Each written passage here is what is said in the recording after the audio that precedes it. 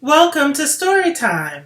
Here at Storytime, we read stories for children, and at the end of the story, I'll share with you important life lessons learned in the story that you can apply to your life. In today's story, we'll learn why it's important to use common sense when solving problems.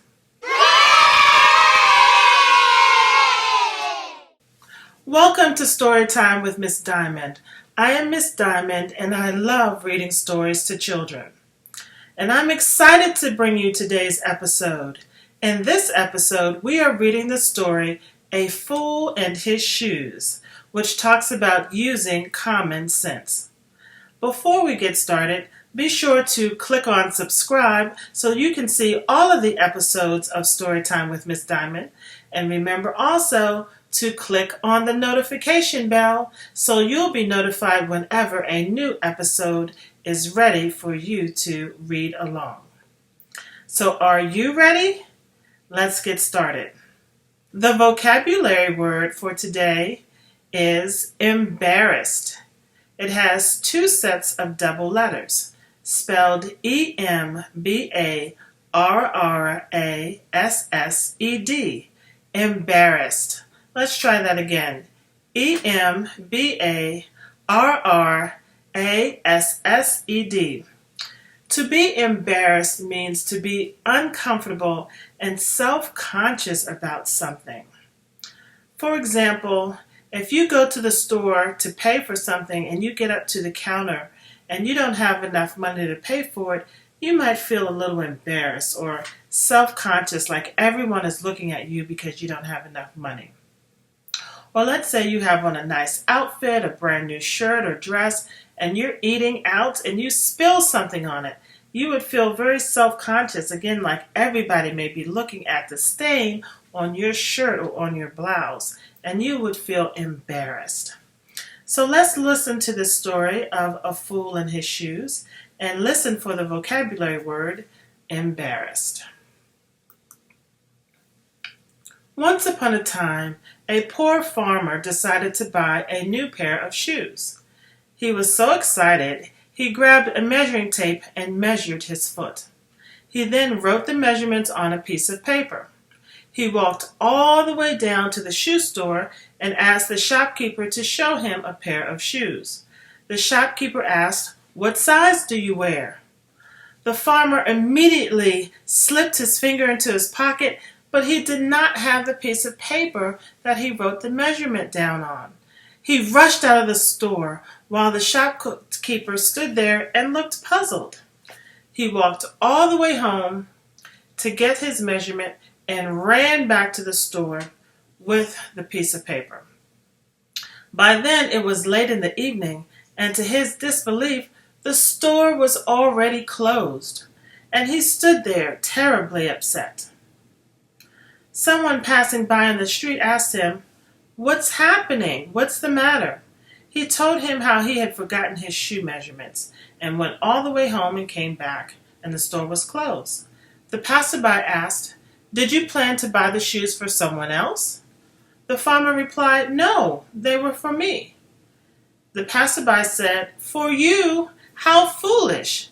You could have tried the shoes on yourself to figure out what size you wear. You did not need measurements written down on a piece of paper for that, for your own foot." The farmer felt embarrassed, realizing that it was common sense that he really forgot more than anything else.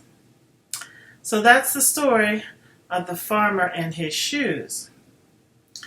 So why was this farmer embarrassed? In his mind, he had a great plan. He measured his feet and was going to take his measurements down to the shoe store. I imagine that this farmer obviously did not buy shoes on a regular basis, and if someone asked him, he would have no clue what size he wore. So he was doing his bit of preparation so he could answer the question. I wear this size right here. He was so determined to stick to his plan. When he got there and the shopkeeper asked, "Well, what size do you wear?" and he went in his pocket and didn't have a size, his plan was interrupted. So what does he do at that moment?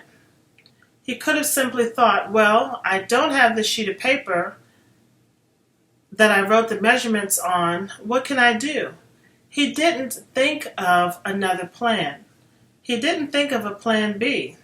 Instead, he only remembered his original plan, so he ran all the way home and all the way back just to get this piece of paper.